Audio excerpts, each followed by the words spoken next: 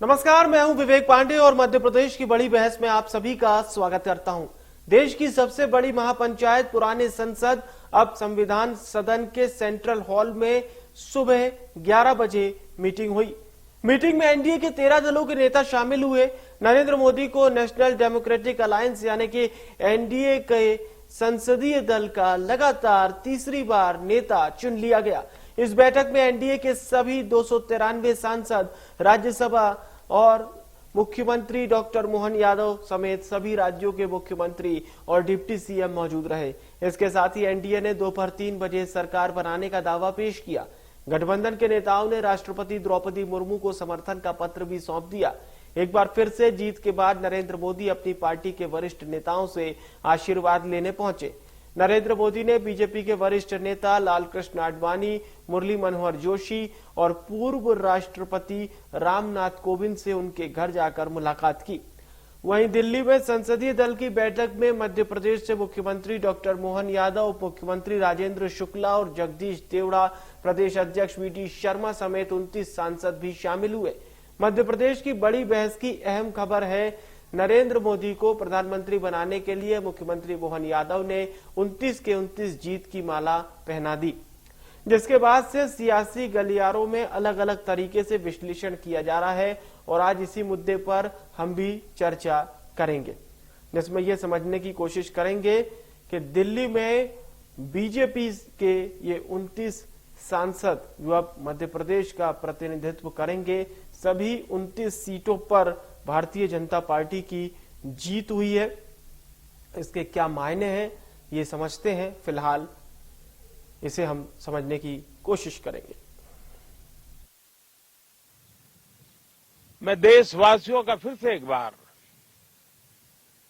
ये अवसर देने के लिए हृदय से आभार व्यक्त करता हूं और मैं देशवासियों को विश्वास दिलाता हूं कि 18वीं लोकसभा में भी, हमारे 5 साल के कार्यकाल में भी, हम उसी गति के साथ, उतने ही समर्पण भाव से देश की आशा आकांक्षाओं को पूर्ण करने में कोई कमी नहीं रखेंगे। आज सुबह एनडीए की मीटिंग हुई थी। एनडीए के सभी साथियों ने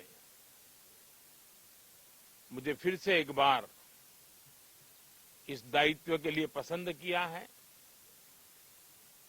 और सभी एनडीए के साथियों ने राष्ट्रपति जी को इसकी जानकारी दी और राष्ट्रपति जी ने मुझे अभी बुलाया था और मुझे प्रधानमंत्री डेजिग्नेटेड के रूप में काम करने एक नियुक्ति दी है और मुझे शपथ समारोह के लिए और मंत्रिपरिषद के सदस्यों के सूची के लिए उन्होंने सूचित किया है। मोटे तौर पर मैंने राष्ट्रपति जी को कहा है कि हमें 9 तारीख शाम को सुविधा रहेगी। अब बाकी डिटेल तो राष्ट्रपति भवन वर्कआउट करेगा और हम तब तक मंत्रिपरिषद की सूची राष्ट्रपति जी को सुपुर्द करेंगे। उसके बाद शपथ समारोह। जी, ये कमाल कैसे हुआ? पहले 28 थी, अब 29।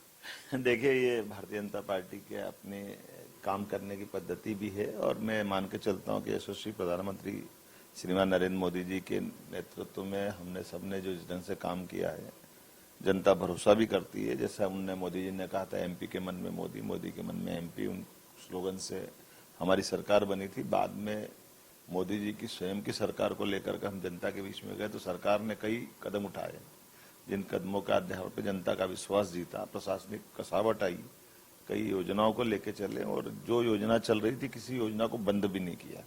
बहुत सारे कारण थे और एकजुटता के साथ हमने सभी अपने प्रदेश के नेताओं को साथ में लिया, संगठन को साथ लिया, सरकार की अच्छाइयों को लिया और प्रारंभिक तरीके से हमने डे फर्स्ट से जो चुनाव में विधानसभा में कमिटमेंट किए थे वो हमने उसके लिए पर्याप्त धनराशि दे करके विधायकों को और सांसदों को उसके आवंटन से जनता का विश्वास कायम करने का प्रयास किया कि हम जो कह रहे हैं वो करके दिखा। और चलिए अब चर्चा को शुरू करते हैं। दो खास मेहमानों को आपके साथ जोड़ते हैं। हमारे साथ डॉक्टर प्रेम व्यास जी जुड़ चुके हैं, प्रवक्ता बीजेपी, संजय यादव जी जुड़ चुके हैं, प्रदेश सचिव कांग्रेस पार्टी। दोनों मेहमानों का बहुत स्वागत है। संजय यादव जी, इन चुनावी नतीजों से पहले मुख्यमंत्री मोहन यादव ने इस बात का ऐलान किया था कि हम 29 कमल पुष्प की माला प्रधानमंत्री जी को पहनाएंगे, तो वो वादा तो उन्होंने पूरा कर दिया। अब कांग्रेस पार्टी की आगामी समय में रणनीति क्या होगी, क्योंकि देश की जो रणनीति बनेगी उसमें कहीं ना कहीं मध्य प्रदेश के भी इस चुनावी नतीजों का मेरे हिसाब से मंथन कांग्रेस पार्टी करेगी। देखिए, मैं नमस्कार, बीजेपी के हमारे प्रवक्ता आदरणीय प्रेम जी का भी बहुत बहुत वंदन, अभिनंदन, नमस्कार करता हूं उनको भी। देखिए, इस पूरे चुनाव में अगर हम देखा जाए 29 की 29 सीटें और जो भी था सब कुछ हो गया। मध्य प्रदेश में भाजपा की सरकार है और किस तरीके से क्या बोलना चाहिए कि कलेक्टर्स हैं, जो अधिकारी हैं, किस तरीके से उनको डरा धमका करके क्या कार्य किए गए, तो मैं उस पर बाद में आऊंगा।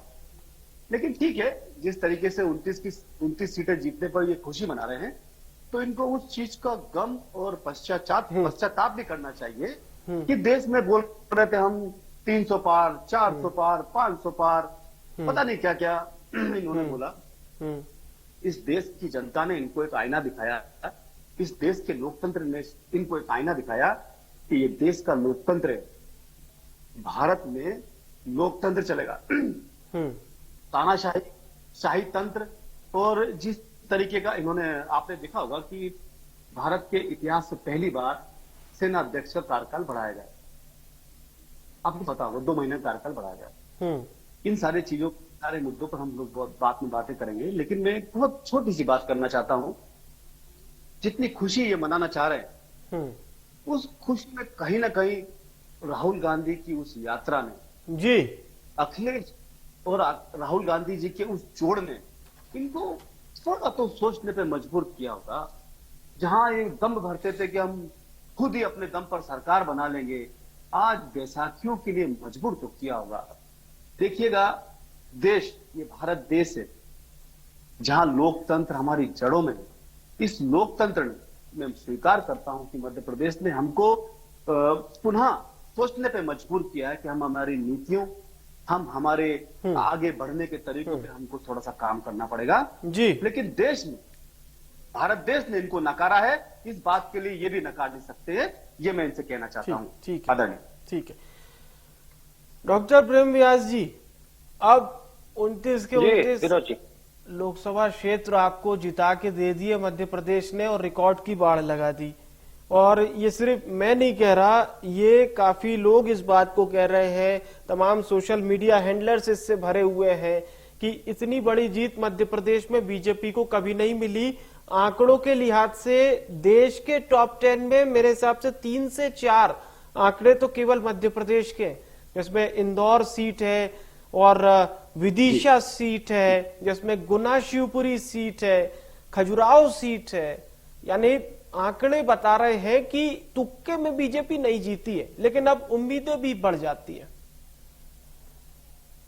देखिए, निश्चित रूप से विनोद जी, सबसे प्रथम आपको नमस्कार, सभी दर्शकों को नमस्कार, मेरे विपक्ष में बैठे महासचिव साहब जो है उनको भी नमस्कार।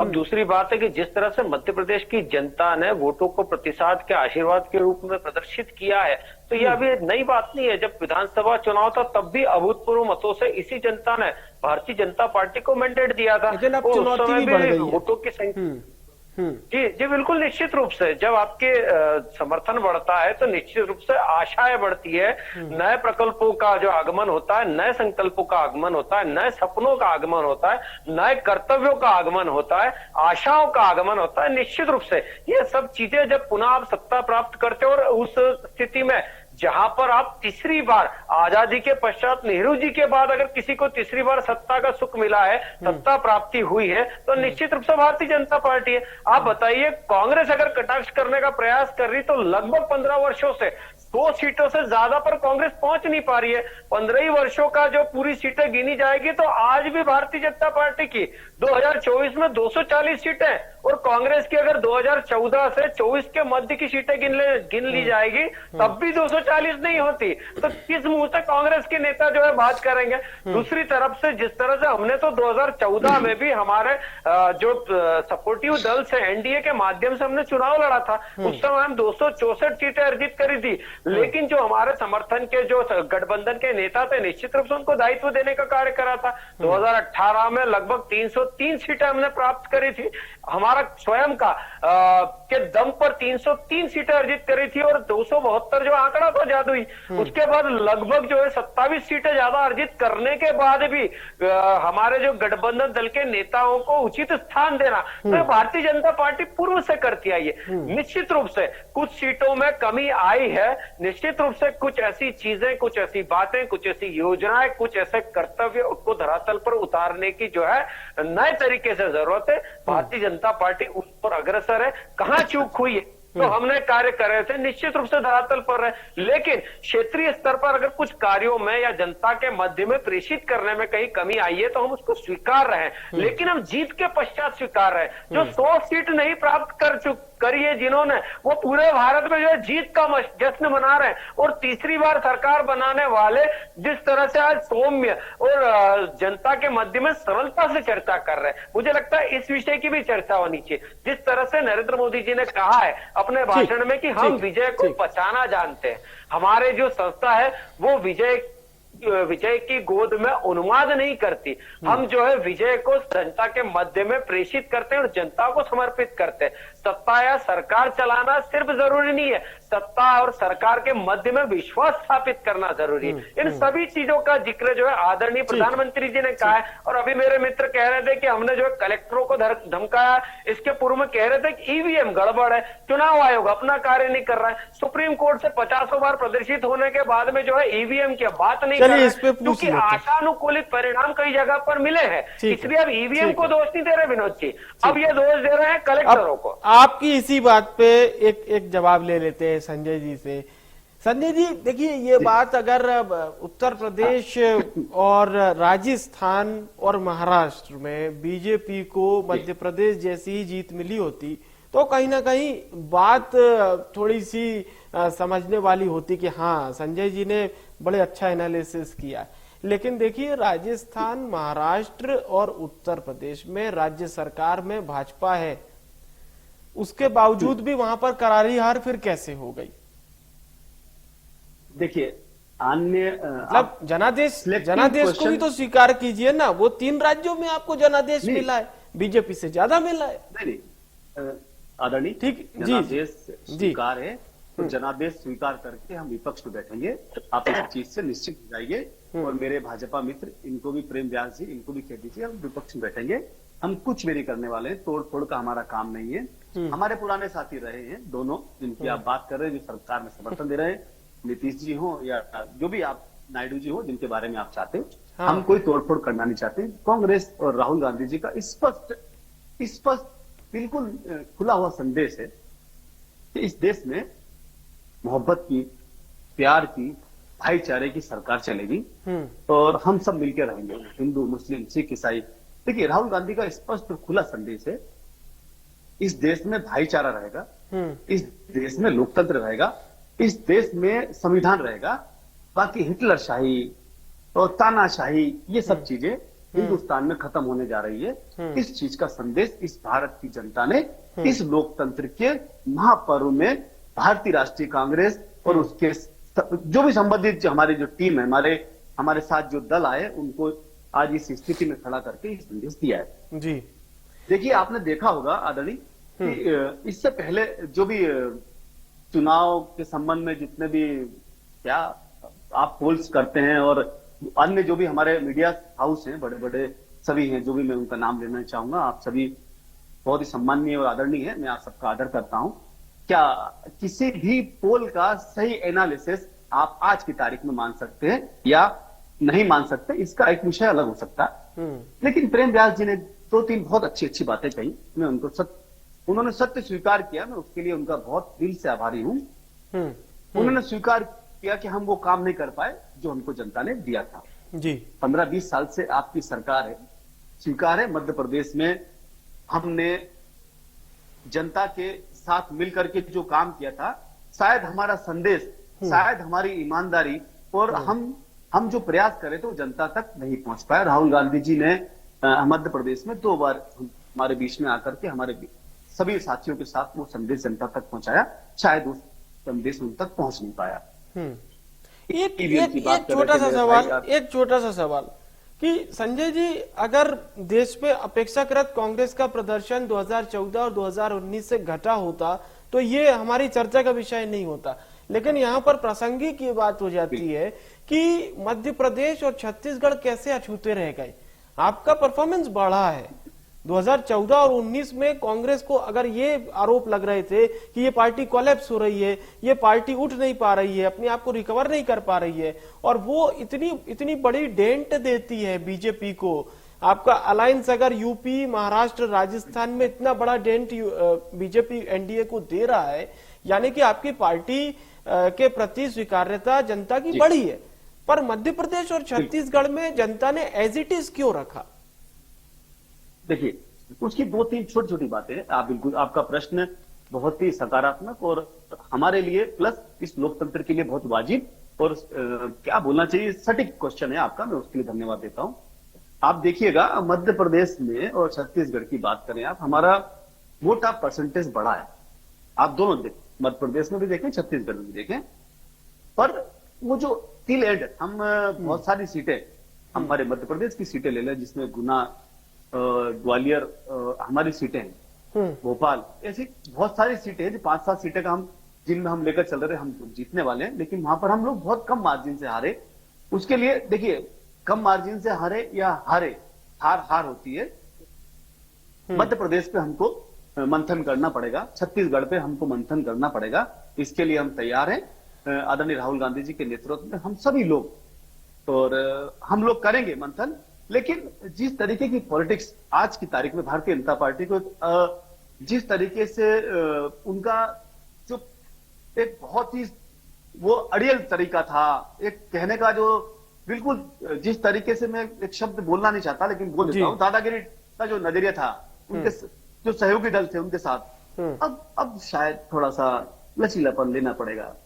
अब उनके जो सहयोगी संगठन है उनकी भी सुनना पड़ेगी, और मैं आदरणीय नरेंद्र मोदी जी को बहुत बहुत शुभकामनाएं और बधाई भी देता हूं इस बात की कि कहीं ना कहीं अब नकेल तो नाक में डलेगी।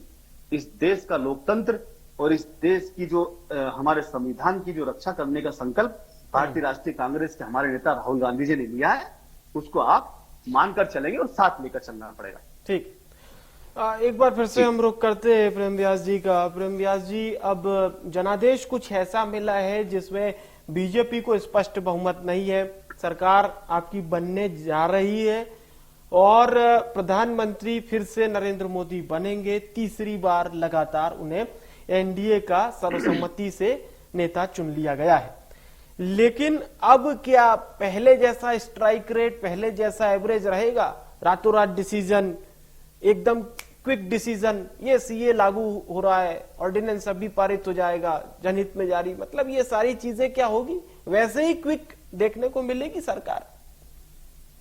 देखिए, निश्चित रूप से अभी अगर आप जिस दिन हमारे गठबंधन की जो है पूरी बैठक हुई थी और जिस तरह से प्रधानमंत्री जी ने उद्बोधन दिया था सभी संगठन, सभी दलों के मध्य में खड़े होकर, और उसके बाद सभी दलों ने जो है ताली बजाकर स्वागत किया था, ये इस चीज को निर्देशित करता है कि सर्वव्यापी जिस तरह से पूर्व निर्णय लिए गए थे, आगे आने वाले समय में और कठोर निर्णय लिए जाएंगे। और मैं जो मेरे वरिष्ठ मित्र तो नहीं वरिष्ठ कहूंगा, मैं मेरे वरिष्ठ को अवगत करा देना चाहूंगा, ये कह रहे हैं नकेल कसना। आप भाई हैं, संगठन अलग, जी बिल्कुल, वरिष्ठ भाई को बोल देता हूं मैं, जैसे आप कह रहे हैं नकेल कसना। बालों से देख के बालों से बोल रहे क्या? प्लीज बोलिए, सॉरी। जिस तरह से नकेल कसना नहीं होता, जब सहयोगी साथ में खड़े होते तो शक्ति निर्माण होता है, शक्ति 4 गुना बढ़ती, नकेल नहीं कसी जाती। जब 4 भाई मित्र 4 परिवार एक साथ खड़े होते तो मुझे लगता है ज्यादा ताकत से जो अपनी बात रख पाएंगे। और जिस तरह से कहा गया कि quality of life, quality of life, एक मिनट मेरी बात हो जाए फिर मैं आपके प्रश्न के जवाब दे दूंगा, आप कर लीजिएगा। नहीं बिल्कुल 100% दूंगा, मैं बिल्कुल दूंगा।